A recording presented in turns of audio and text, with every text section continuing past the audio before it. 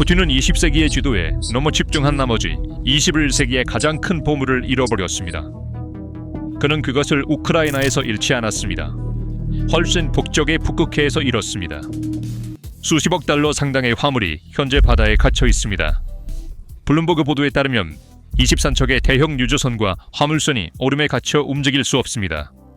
단 한 발의 총알도 쏘지 않고 러시아의 발트해 다리가 무력화되고 있습니다. 모스크바가 위기를 관리하는 과정에서 취한 조치는 상황의 심각성을 이해하는 데 중요한 데이터를 제공합니다. 주목할 만한 조치로 러시아는 북극 지역의 귀중한 전략 자산인 핵쇠빙선 11호와 무르만스크를 발트해에 교착 상태를 타개하고 항구 운영을 복구하기 위해 남쪽으로 이동시켰습니다.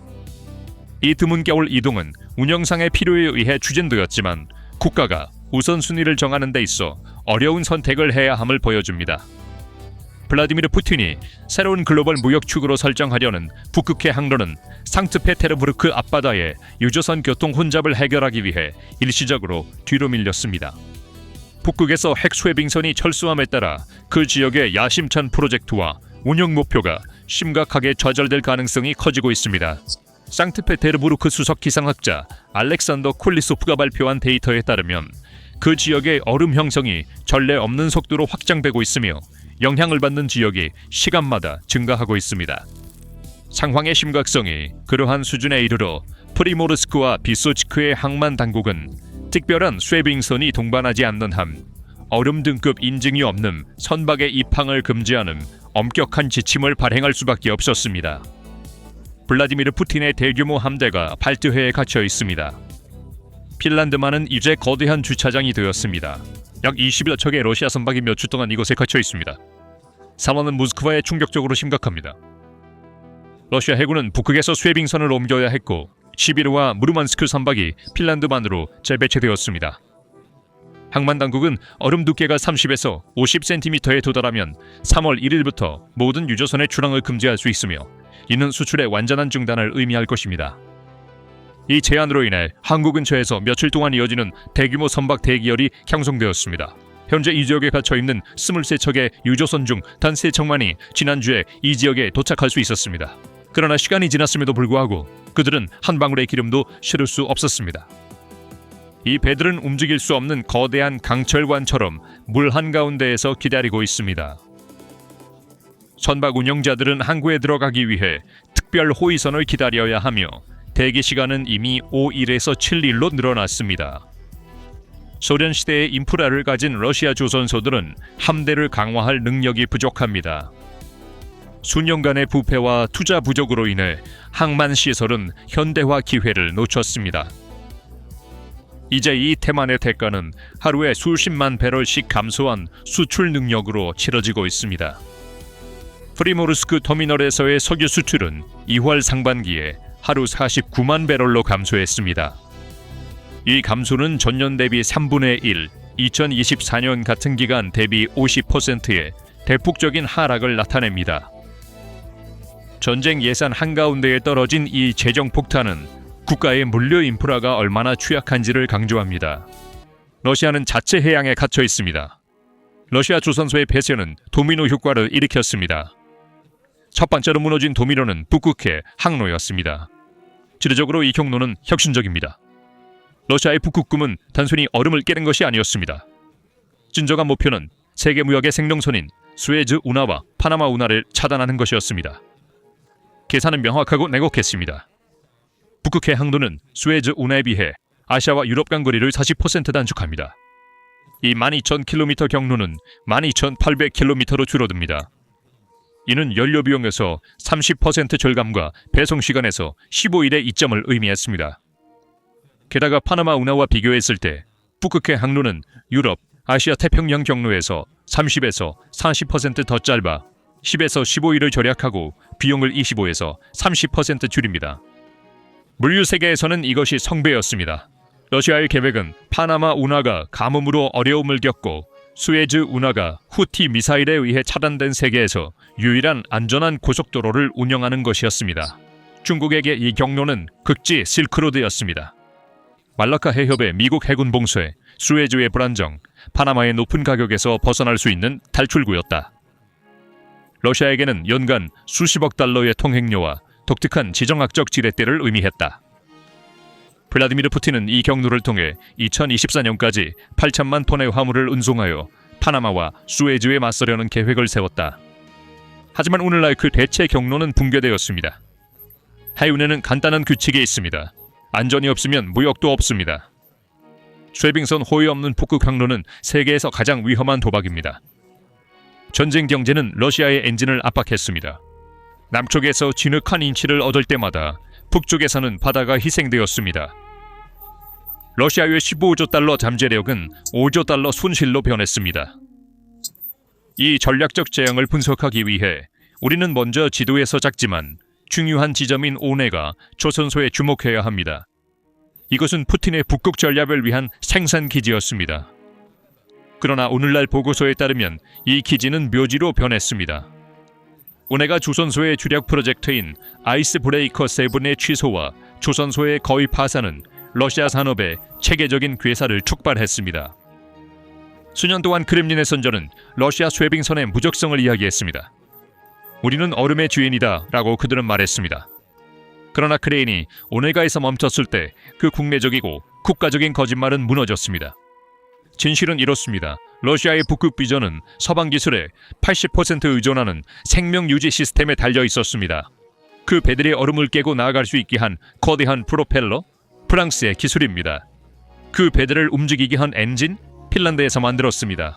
내비게이션, 레이더, 센서 모두 서방에서 왔습니다. 우크라이나 전쟁이 시작되었을 때 서방은 지원을 중단했습니다. 프랑스는 프로펠러를 공급하지 않았습니다. 핀란드는 엔진을 공급하지 않았습니다. 러시아 엔지니어들은 차가운 경납고에서 미완성의 차가운 금속 더미와 홀로 남겨졌습니다. 중국에서 들여온 부품이 북극의 추위에 금이 가고 압력을 견디지 못했다는 보고가 있었습니다. 결과 아이스브레이커 7 프로젝트는 취소되었습니다. 쇠빙선이 없으면 북극해 항로는 겨울에 얼어붙습니다. 항로가 얼어붙으면 러시아의 아시아 무역 꿈은 끝납니다. 오네가에서 상트페테르부르크까지 이어지는 이 실패의 연쇄는 러시아가 파나마와 수에즈의 대안이 될 기회를 없앴습니다. 그래서 누가 러시아의 안전한 고속도로 공백을 채웠을까요? 여기서 두 번째이자 더 파괴적인 도미노 에너지 수출이 등장합니다. 러시아의 대규모 액화천연가스 프로젝트인 야말과 기단반도의 북극 액화천연가스, 이 프로젝트는 이 경로에 건설되었습니다. 가스를 추출하는 것만으로는 충분하지 않습니다. 운송되어야 합니다. 그러나 한국 조선소들은 제재로 인해 러시아를 위해 건조 중이던 얼음 등급의 유조선 인도를 중단했습니다. 러시아의 자체 조선소인 오네가와 지베주다는 기술 부족으로 인해 이러한 선박을 생산할 수 없었습니다.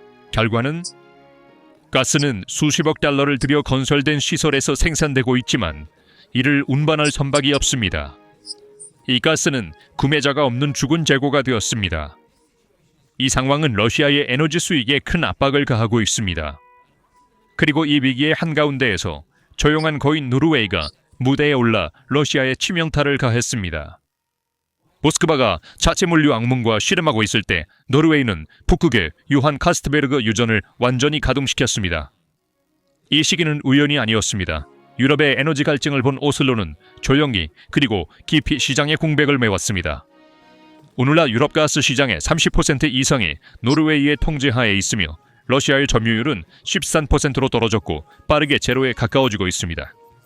이는 단순한 시장 손실이 아닙니다. 러시아의 에너지 카드를 강제로 제고하는 것입니다. 모스크바가 시장을 찾는 동안 오슬로는 그것들을 닫았습니다. 따라서 북쪽의 새로운 수요자들은 러시아의 혼란스럽고 위험한 경로에 대한 서구의 안전한 대안으로 자리 잡기 시작했습니다. 만약 쇠빙선 프로젝트의 중단과 무역 경로의 붕괴가 반지 경제적 재앙에 불과했다면 푸틴은 이를 견뎌냈을지도 모릅니다. 그러나 더 큰 그림, 그 거대한 체스판을 보면 우리가 보는 것은 파산이 아니라 완전한 군사 및 지정학적 포위입니다. 경제 붕괴는 나쁘지만 군사적 포위는 치명적입니다. 전쟁 전 러시아는 북극 해안선의 53%를 통제하고 있었으며 무르만스크와 콜라반도를 요새 방어 교리에 따라 손대지 못할 지역으로 선언했습니다. 이곳은 핵 잠수함의 피난처였습니다. 그러나 우크라이나 침공이 일어났습니다. 푸틴은 우크라이나의 완충지대를 만들기 위해 전쟁을 시작했다고 주장했습니다. 그러나 결국 그는 북극에서 철의 고리 안에 갇히게 되었습니다. 러시아의 전설적인 북부 요새가 함락되었다. 이 포위의 구조는 지도를 보면 무섭도록 명확해진다. 미국 지질조사국의 북극 자원 평가 보고서에 따르면 수치는 놀랍다. 세계 석유의 13%, 천연가스의 30%, 그리고 유명한 F-35 전투기를 구동하는 희귀 원소들이 북극에 있다.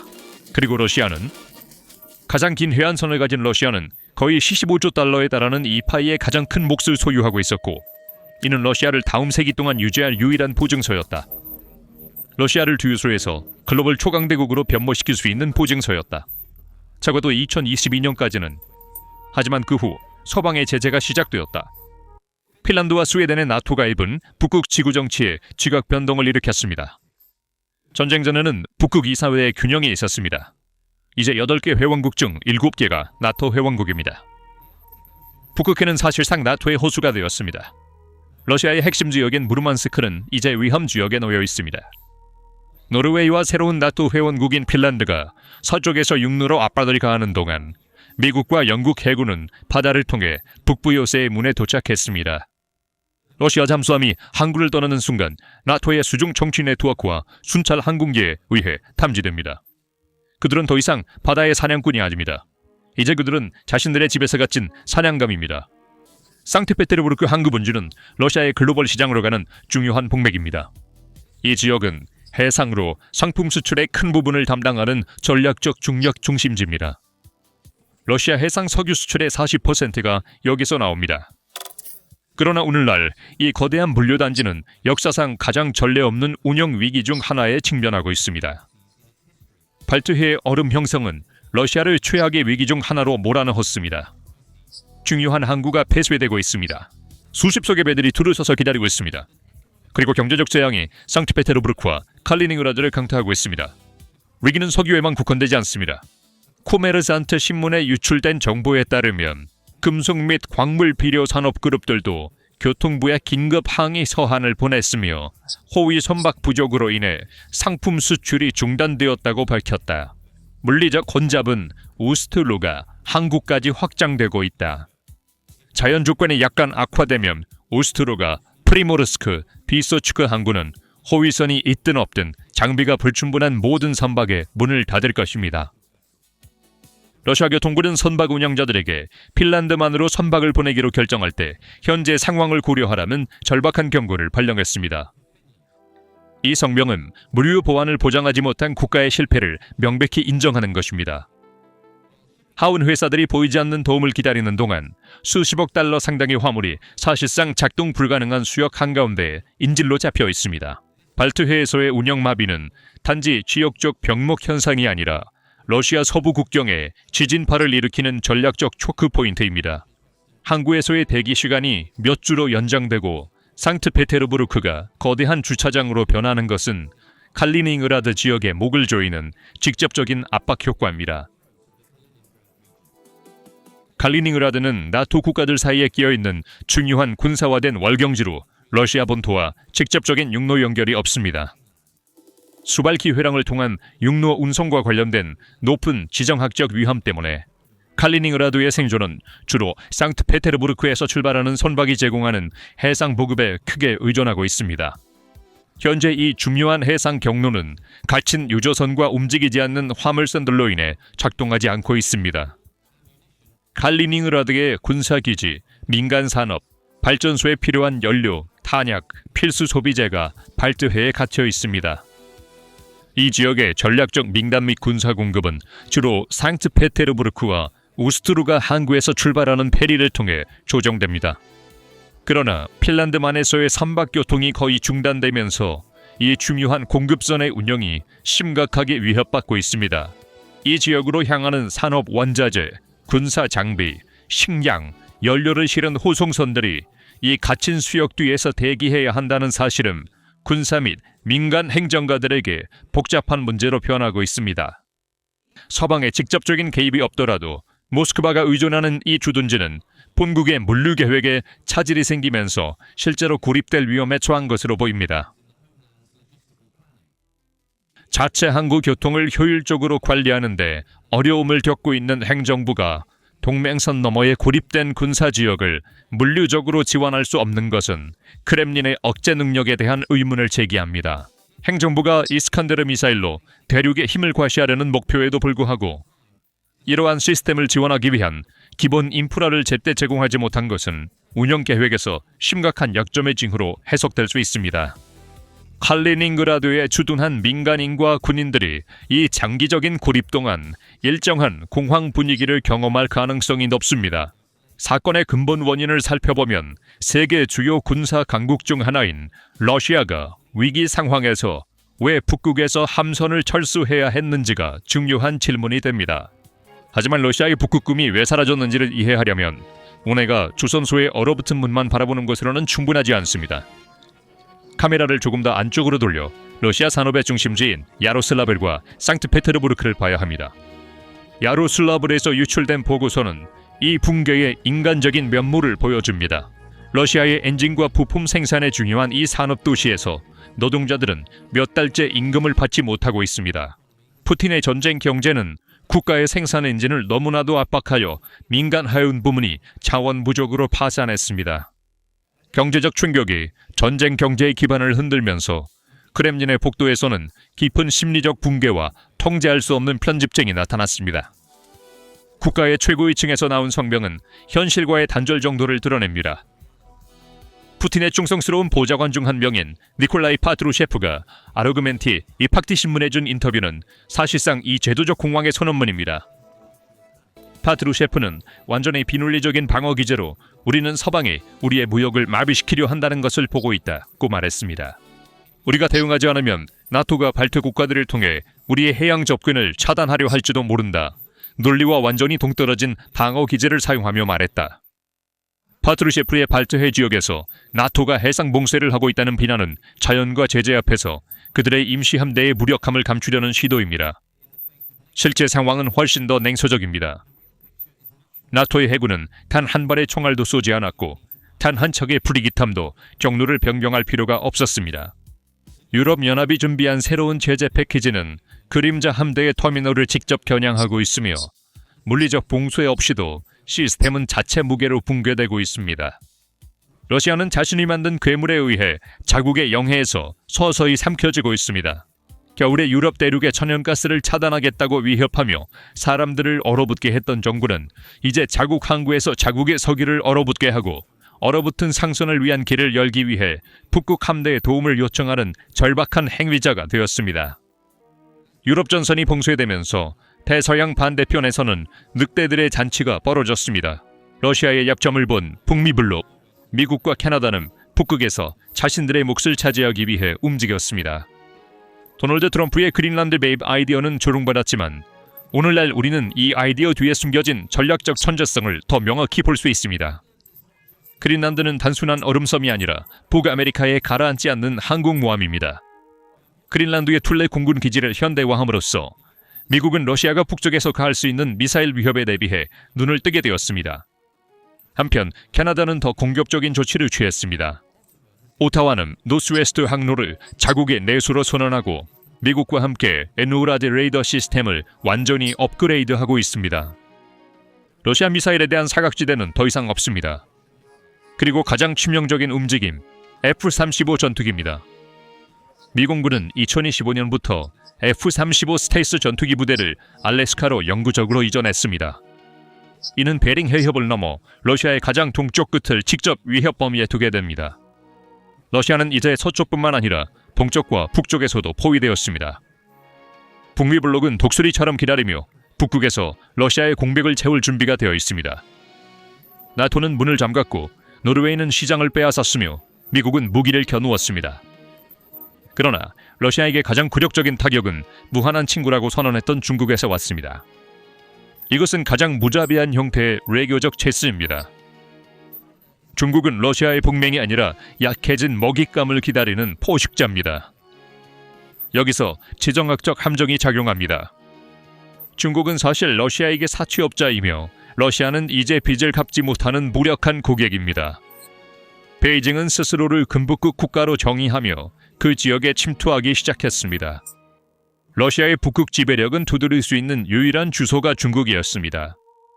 러시아는 이제 자국의 영해에서 무역하고 자국의 바다에서 상품을 운송하기 위해 중국 선박을 임대해야 합니다.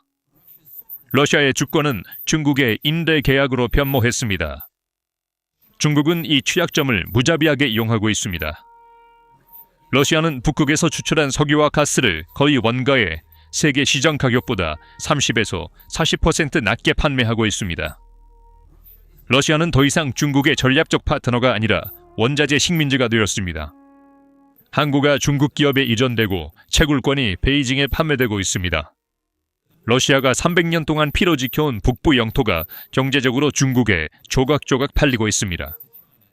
나토를 피해 도망친 푸틴은 용의 입에 빠졌습니다. 이것은 파트너십이 아닙니다. 이것은 압류입니다. 이 파괴의 비용을 계산할 때 드러나는 그림은 끔찍합니다. 북극 매장량의 총 가치는 거의 25조 달러입니다. 2021년에 러시아의 점유율은 약 15조 달러였고 지역 지배력은 80%였습니다. 2025년까지 그 지배력은 50% 이하로 떨어졌고 빠르게 약화되고 있습니다. 지난 3년 동안 취소된 북극 LNG2 프로젝트의 지연, 서방 기술의 차단으로 인한 생산 중단, 중국의 손해를 보고 판매한 것을 고려하면 5조 달러입니다. 그렇습니다. 러시아의 미래 중 거의 5조 달러가 사라졌습니다. 북극은 러시아의 미래로 설계되었지만 이제는 탈출구 없는 차갑고 광활한 감옥으로 변해버렸고 그 자원은 다른 이들에 의해 착취되고 있습니다. 푸틴은 20세기의 지도에 너무 집중한 나머지 21세기의 지리를 놓쳤습니다. 남쪽에서 진흙 한 치를 얻을 때마다 북쪽에서는 바다를 희생했습니다. 잠재적인 15조 달러가 5조 달러 손실로 변했습니다. 오네가 조선소는 금속 무덤이 되었습니다. 그리고 북부 요새는 잔해로 변했습니다. 이 돈은 러시아 연금 수령자의 월급이었습니다. 이 돈은 러시아 군대의 현대화였습니다. 이 돈은 러시아의 주권이었습니다. 모든 것이 북극의 얼음 아래에서 짓눌렸다. 역사는 우크라이나 전쟁을 단순한 검은 전쟁으로 기록하지 않을 것이며 러시아의 미래가 얼어 죽은 장소로 기록할 것이다. 게임 끝났습니다. 게임 끝났습니다. 게임 끝났습니다.